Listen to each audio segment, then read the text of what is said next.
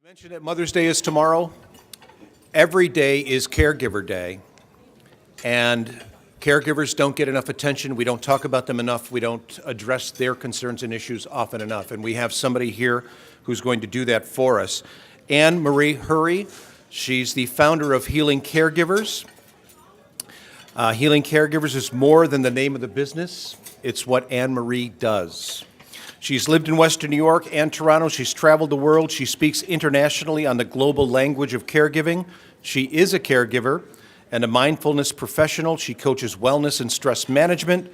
She's an author. She's had a career in media production. She's a bicyclist, and she is here to share her thoughts. Let's welcome her.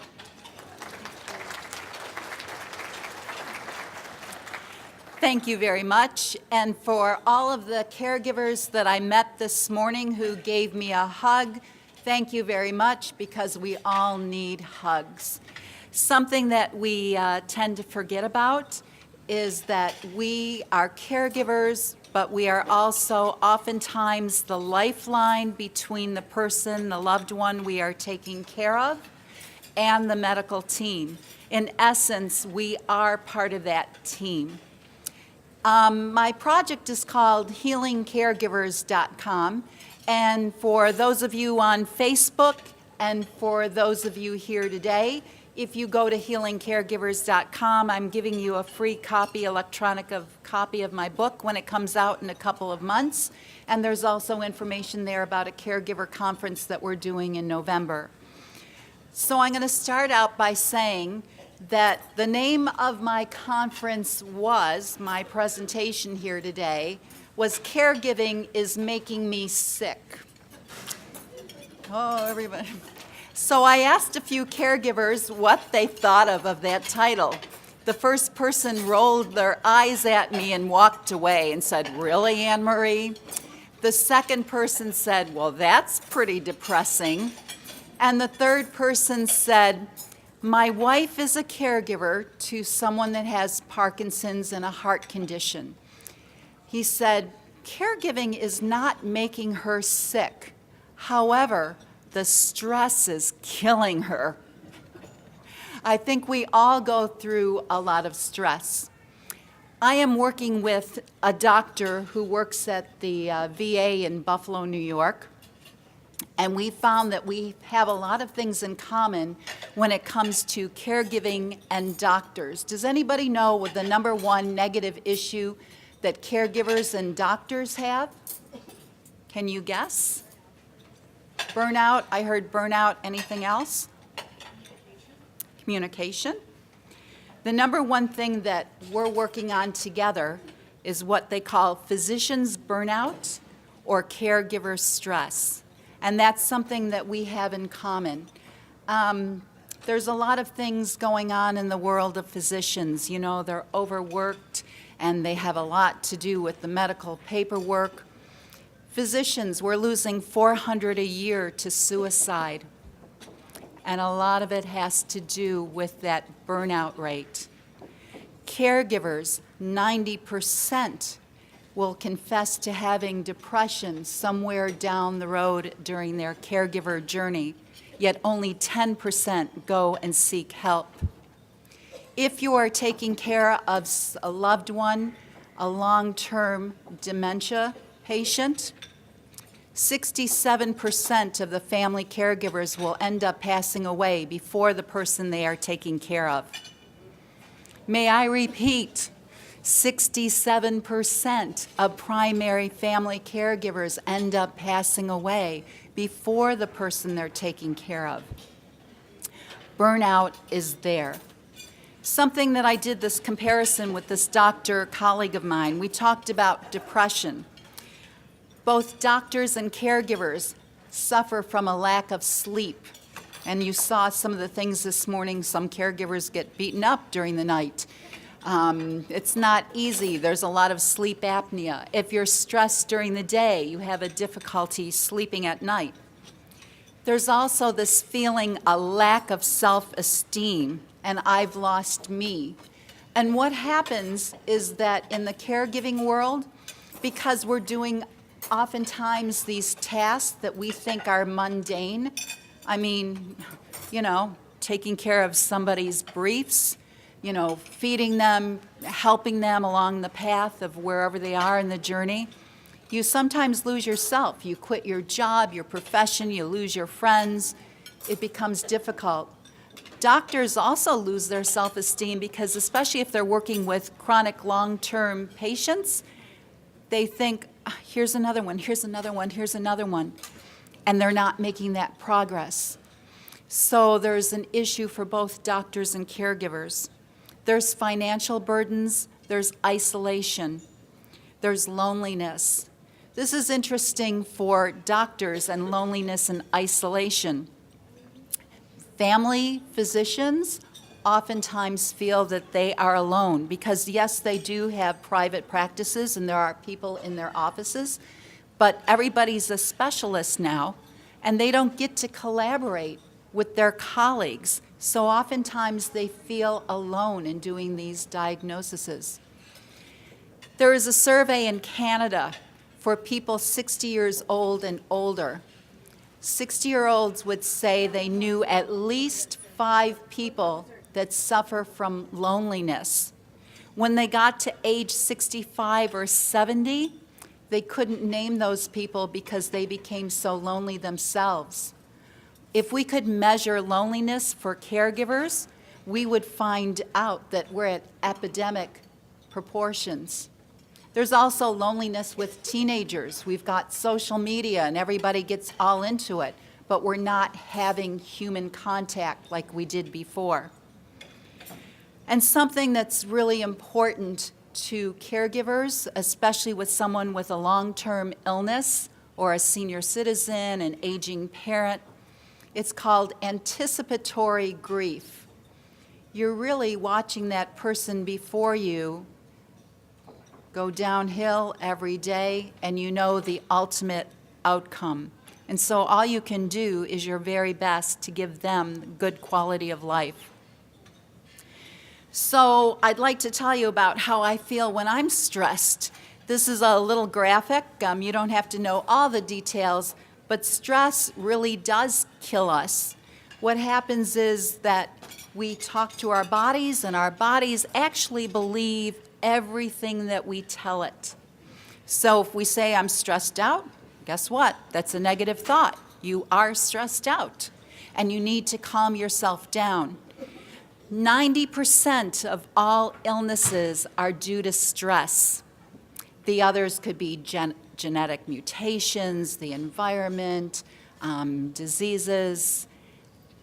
But that stress is something that we can control. And we have to learn how to control it because we end up with tummy aches. We end up doing things like mindless eating. We go to the refrigerator. That stress also brings a lot of cortisol into our system, and we get, belly fat and all those bad things. We get headaches. Stress can be a good thing, too. For example, if you're driving along on the Youngman and some car cuts you off, what happens is the stress, your amygdala fires up with that fight or flight response, and you say, oops, there's somebody that cut me off. And you kind of come to your senses, and hopefully you're not texting while you're driving, and you get back into shape really fast, and you continue on. Stress becomes really bad when you go into the office after your drive into work, and you say, oh, this bozo cut me off today. I can't believe these drivers on the highway. By noontime, you're saying, oh, that bozo, what an idiot. He cut me off. Can you believe what he did to me? Then at 5 o'clock when you come home from work, you say, oh, that idiot, that jerk, that bozo, and it goes on and on and on to anybody that you listen to. Before you go to bed, you're thinking about that idiot on the road, and then you've got that stress building up in you. You've got to let it go. That stress builds up with caregiving as well. Every day, you're running a mile a minute. I know what it's like to be traveling back and forth from here to Toronto, taking care of a mom, taking care of a dad.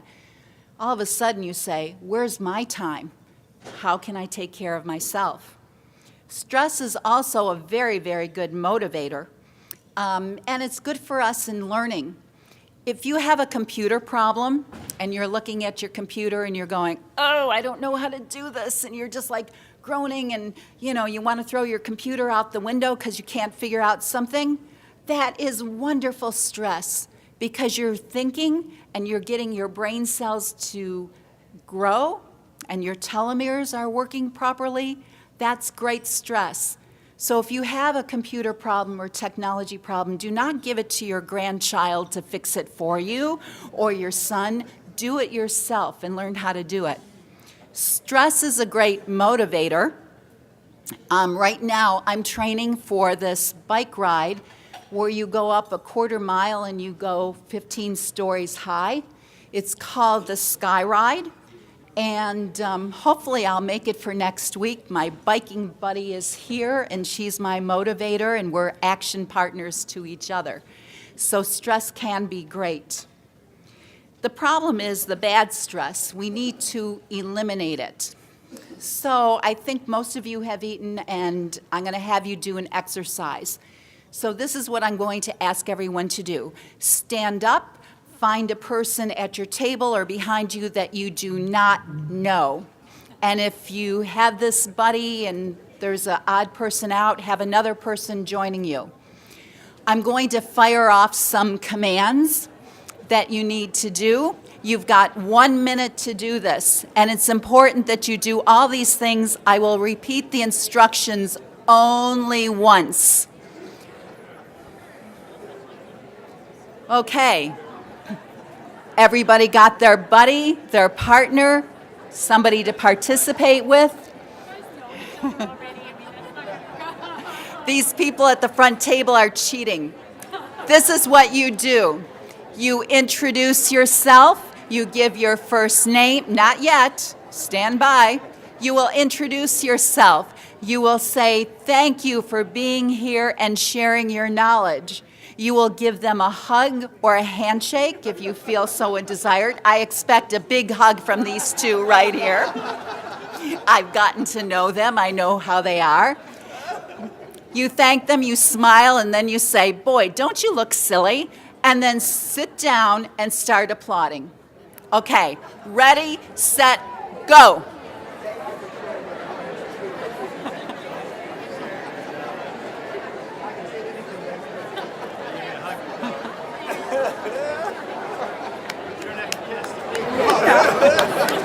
Sit down.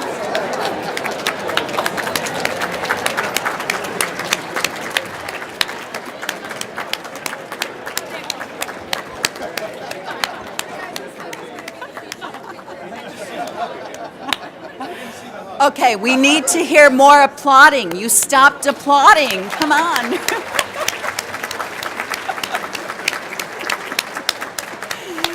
And that table in the back, they're going to have a party later on. They've gotten to know each other really, really well. What we've done is we've raised our good hormones. We had a feel-good moment. Feel-good moments don't have to be something that's long and really take time-consuming. You also made a connection with another human being. You gave a touch. You gave a hug. That is so powerful. Caregivers live alone and they don't always get a hug. You said thank you to someone. Sometimes the person we take care of cannot say thank you. So go and give yourself a hug. Just like that. We need to have that emotional connection. Does anybody know how we take our brains to the bathroom? Doctors are not allowed to answer this question because they should know. Well, obviously, I'm going to teach something to the doctors today. We do it in two ways, and it was mentioned earlier today. We do it through sleep, and only through sleep. The brain has its own drainage system that we dump out toxins, and it happens that way. And we need to do it. And if we don't get proper sleep, we're not dumping out the crap in our brains. We also do it through meditation. Does anybody here meditate on a regular basis? Oh, beautiful. For the rest of you, you're going to start meditating today. People think that you need to meditate 40 minutes a day, and they'll say, I can't do it. Well, Deepak Chopra says, well, then you have to meditate 3 hours a day if you can't give me 40 minutes. But we can do meditation throughout the day. Just a brief explanation of meditation. It's quieting our conscious thoughts. We have 80,000 thoughts a day. Only 20% are positive thoughts. Meditation allows us to be aware of our thoughts. And then, actually, when we meditate, our brains get stronger. They develop in many ways that are good for us. When I talked about stress, here's something that you should do every evening. Write down 3 things that have stressed you out during the day. It can be anything. Do it early evening, perhaps after dinner. Write it down, and that is a form of meditation because you are identifying your thoughts, you are aware of them. After you read them out loud, take that piece of paper, crumple it up, and put it in the recycling bin. What you've done is acknowledge your thoughts, you're passing it on. The second thing to do before you go to bed is write 3 things down that you are grateful for. There's a school, Buffalo State University has a wonderful program called the Creative Problem Solving Institute. And something I learned there many, many years ago was this thought process called incubation. What you do when you go to bed at night and you incubate on what you thought of just before you went to bed, and then you'll tend to wake up with that same thought in the morning. So if you go to bed with these thoughts of all the things you have to do tomorrow and all the stresses that you're going to face, you will be thinking all during the night about those stresses, and you'll wake up in the morning thinking about them too. Try it for 30 days and see how it works. Another tip about incubation. Tomorrow, go over all of your notes that you took today, and if you do that tomorrow, you will have an 80% higher retention rate of what you have learned today. Writing it down is a great strategy, journaling, and what I mentioned about the stress relievers. I'm going to talk about creativity in caregiving and having a new perspective, because mindfulness is something that's looking at things in a different way with a new perspective. I'm going to tell you a story about a man that I was taking care of on Fridays and Mondays. He had Parkinson's. His son, the caregiver, was in true denial and did not believe that his dad had Parkinson's. He kept saying it's old age. His dad was having great difficulty going to the bathroom. And at that time, I didn't know a lot about Parkinson's. I just thought this man every Friday and Monday morning would sit in the bathroom and groan and moan and the whole bit. So I said to his son, maybe he needs a stool softener, what could we do? I didn't know. And the son said, oh, don't do that to me. He says, if he ate his vegetables, he'd be all set. Well, this man was moaning and groaning. So I showed something to this man on YouTube. He used to be an engineer. And what we did is we found a small step ladder in the house, and the toilet was in front of the bathtub. Sorry, I'm doing toilet jokes and bathroom things today. But in any case, we had this step ladder hanging in front of the bathtub and the back of it in the bathtub. And I told the man, when you go to the bathroom, put your feet up on the first or second step. And he says, okay, makes sense to me. It's just like the video you showed me on YouTube. And you know what? It helped. Not a lot, but it helped a little bit. That night, I got dismissed from the job because the son thought I was absolutely nuts. 2 weeks later, the son calls me back and says, my dad said, bring back that girlie that helps me crap. What I showed that man on YouTube and what was driving the son crazy is that his father was now singing that song, the theme song from Squatty Potty. Use your imagination in caregiving. Let's invite invent more squatty potties and we can all be multimillionaires.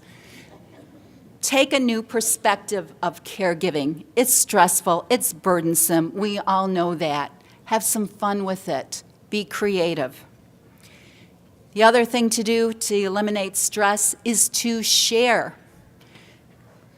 This group in Western New York is opening more support groups. This is so incredible. We've been talking a little bit, maybe doing webinars or something for support groups. What you shouldn't share are your burdens with your family, your friends, because honestly, they don't want to hear it. They don't get it. And you won't get the support you need. Find your tribe. If you go online, be very, very careful because some people use sharing and online support groups as just a bitch session and they want to vent. So be careful if you go that route. And it's also very important to meet other people, that sense of humanity. Because sitting is the new smoking, I'm going to ask everyone to stand up again. This time we only have a 1-minute exercise. What we're going to do is a breathing exercise. So now that we can all find our bellies after lunch because we're fat and happy, we're going to breathe in for the count of 5 seconds. When we breathe out, we're going to shake our hands, we're going to make a funny, silly face, and we're going to go and make noise. Should I do that again? You thought it was pretty funny, right?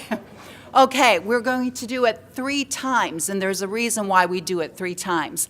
Hands on the belly, breathe in for 5 seconds, 2, 3, 4, 5, shake it out. You weren't loud enough. 1 more time, breathe in, 2, 3, 4, 5, shake it out, blow it out. Woo, we've got a cheering squad there. 1 more time. Breathe in. 2, 3, 4, 5. Out. Yay. You may be seated. That breathing exercise is one of the fastest ways to release stress. We've all heard about belly breathing. There is actually a nerve that goes from our abdomen, our bellies, into our brain, and it gives us good hormones. It's a signal for us to relax, but to be activated, it takes 3 deep breaths. There's lots of different exercises you can do. Okay, here's something else on the science of mindfulness. I'm not going to concentrate a lot on mindfulness because I teach an 8-week course on it, and you can't learn it overnight. But you probably have heard a lot about it in the news.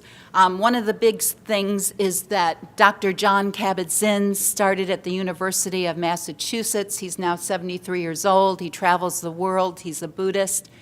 And he's taught mindfulness-based stress reduction. And mindfulness really affects the brain. If anybody wants a copy of my slides, I will give them to you.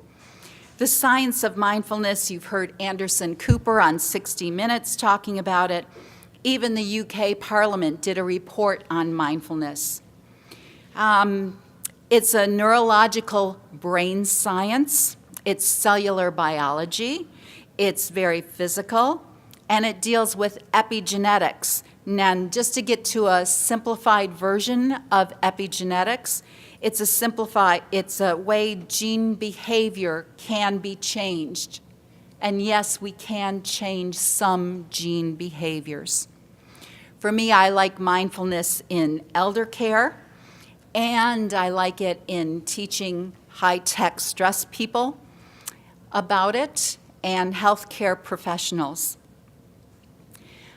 So what is mindfulness? According to the National Institute of Health, which took a long time to get yoga into their system, they worked with Dr. John Kabat-Zinn, and it means to pay attention in a particular way in the present moment, non-judgmentally, and with an open and kind curiosity. You did that today. Nobody questioned and thought I was really crazy when I asked you to stand up. You were open and curious as to what to do. You were in the present moment. You didn't judge, and you paid attention in a particular way. I'm going to ask everyone to sit up straight, feet flat on the floor. This is a Himalayan ringing bowl. Can everyone hear that? Okay, I'm going to ask you to close your eyes. We're going to do an exercise. When you know, take a deep breath. When you no longer hear the sound of the ringing bowl, raise your right hand. We will do this exercise 2 times. Close your eyes, nice deep breath.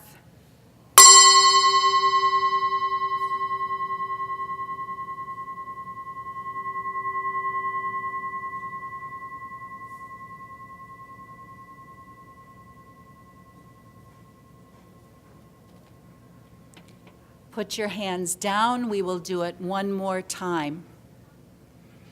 When you no longer hear the sound of the bowl, raise your right hand.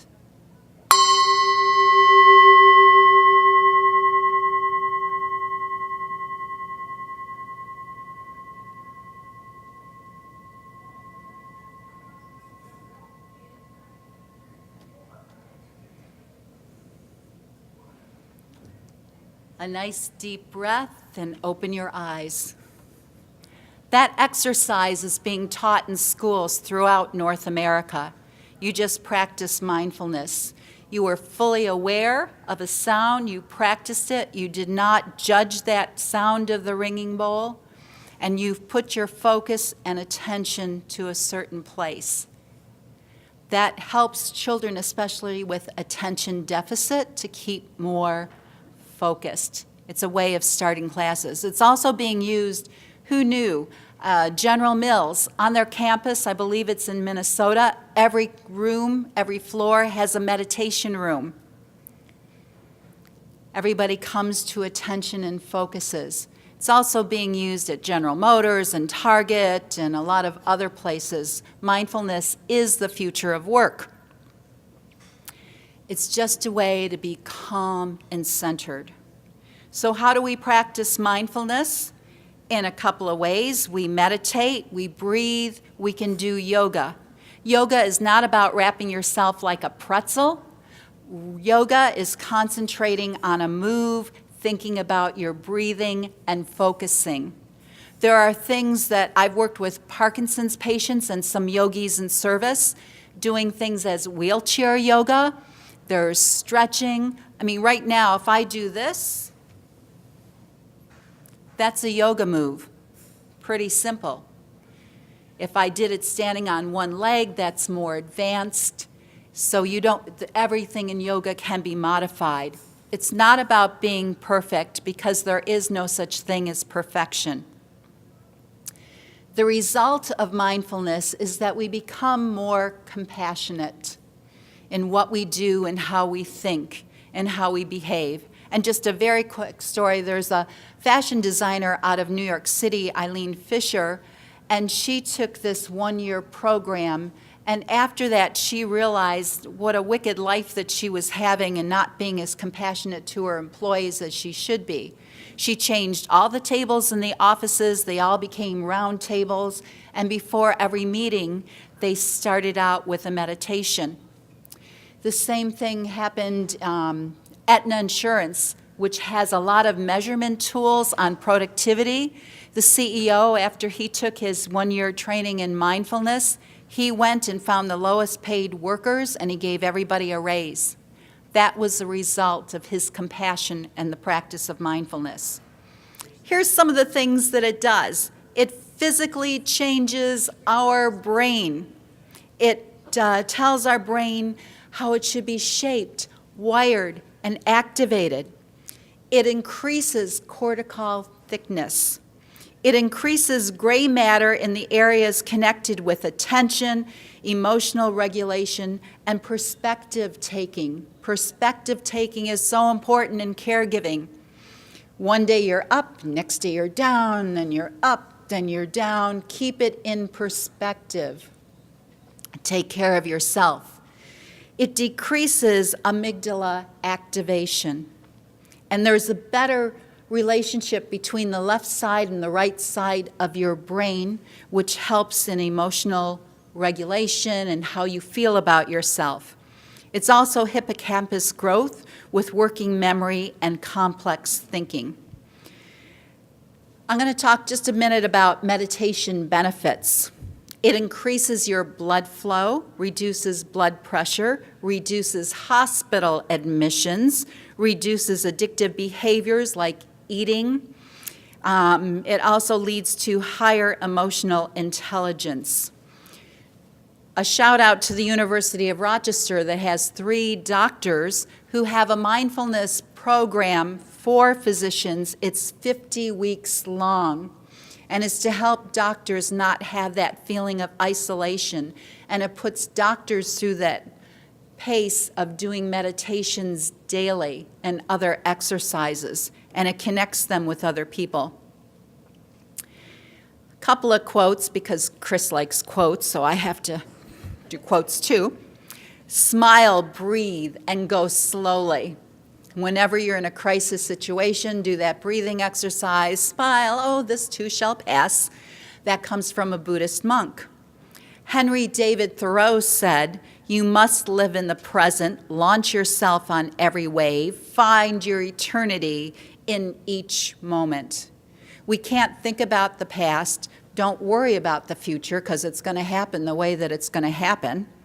Live in the moment. And finally, from St. Teresa of Avila, if you practice meditation, you will clearly see what love we are bound to show our neighbors. And if caregiving is not about love, then I don't know what the heck it's all about, because that's what it really boils down to. So instead of saying that caregiving makes me sick, I'm calling my presentation Caregiving with Imagination, Creativity, and Mindfulness. And I'm going to ask you to participate in a 2-minute quick meditation. So, for those of you who have not meditated before, what we will do is a compassion meditation. And this is just to get your mind off of what your brain may want to think, but you will listen to me instead. You may hear some music behind you. So could everyone please sit up nice and straight? Some people say God, some people say universe or source energy. I use the word creator for this event. After you hear the meditation bell, you may open your eyes when you're ready. Okay, everybody, nice deep breath. I am a caregiver. Sometimes I must do the most mundane, menial, and thankless task. I am support. I am the lifeline that connects my loved one to the talents of others. I am the protector and voice for the person when they cannot speak for him or herself. I am a caregiver asking my Creator for help. I am asking for patience, courage, strength, knowledge, wisdom, and love. I am sending my fellow caregivers support and love. Outside of this room, in my community, in our world, there are caregivers. We here today are sending our support and love. We thank and honor our Creator by practicing our rituals of self-care and mindfulness. We send our blessings to all, and I am sending my blessings and prayers to all of you.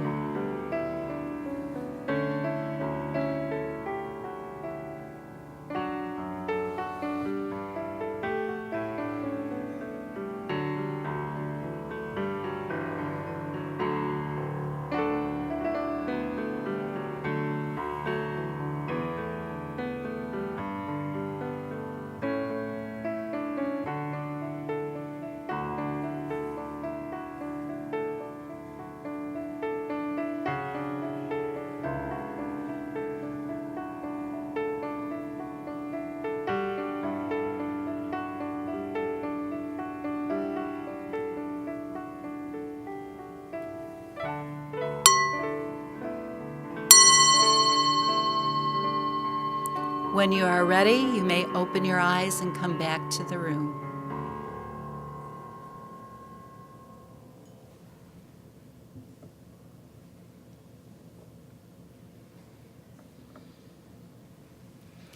And that I will say what we always say after yoga, that the light in me honors the light in all of you. Namaste. Thank you.